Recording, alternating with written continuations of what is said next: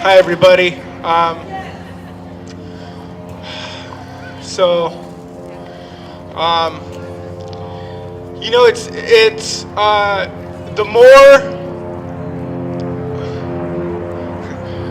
the CDC and the California government seeks to put pressure on the voices of the people in solitary confinement. It seems like the louder their message is becoming. And kind of when I heard that letter read by Ann Wiles, that to me uh,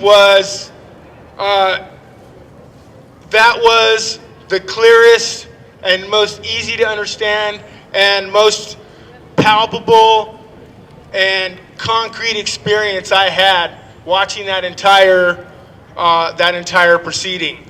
And it started off. There was this moment back in the 70s where prisons in California were how they were, and there was a lot of violence, and they used that moment to put into motion what for them was 100 years of policy. They wanted this thing to last forever. And so after enough time had gone by, the spiritual leaders of the inmates, they started to emerge from this great mass of people that were rounded up during this very short period of time in California's history. And the CDC recognized that.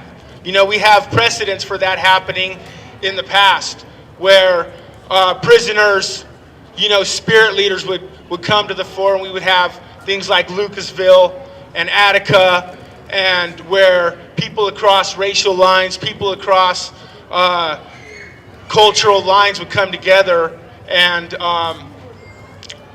would unite and form a unified front. And that's what happened this time.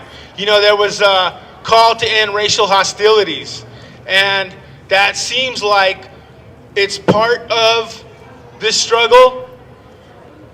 My sense is that it's the essence of the struggle, and that that essence of the struggle that we all recognized, and I don't want to say you all, we all, the spirit leaders in Pelican Bay recognized that they had this common bond, and that they had been being kept apart that whole time. And when they got put in that short corridor, and they got to know each other, and they got to understand each other's humanity and what was really going on, that the state was creating these divisions, and the state was creating this pogrom to keep everybody's eyes off the prize, keep everybody focused on something else. There was a lot of racial tension in California prisons. These guys come together and they say, "Hey, let's stop this," right?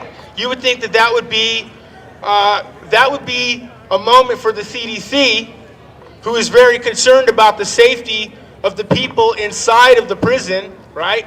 To go, "Hey, this is a very important thing that's happening. These guys have said, let's stop fighting each other and let's come together and work together to make this prison experience, to whatever extent possible, contribute to our lives instead of tearing us apart." And Jeffrey Beard was in the LA Times. He said that was a gang ploy, and then he had his henchmen in that room in there say that it was a good idea, and all of this double talk and all of this shell game and all of this and all this, keeping our eyes off the prize is it's part of the program. I look around and I see that we have here an ever-growing and a very real picture of what that coalition inside Pelican Bay looks like. We have people from all across the state and from different cultures and from different backgrounds and from different ethnicities and races. And so, yeah, thank you. I was really humbled by the young people, by the children of incarcerated parents by the people who've been fighting this thing for, many years. And you know what? There's not a lot of hoopla this time around, this second hearing, and yet this is a bigger gathering, And I think that's part of it, They're trying to quiet things down, and it's still getting bigger, And so, if you're going to lobby today, I know that they trained you what to say, but what sticks out for me is that we need to drive home this idea that the CDC is never going to police themselves, and that this is a moment where people are calling for an end to racial hostilities, and people are calling to come together and make things better, and so whatever level of participation you're going to have, whether you're going to not lobby, you're going to go home, like, this movement is gaining momentum. And if you go home and if you get one more person on board, this gathering would grow, So thank you.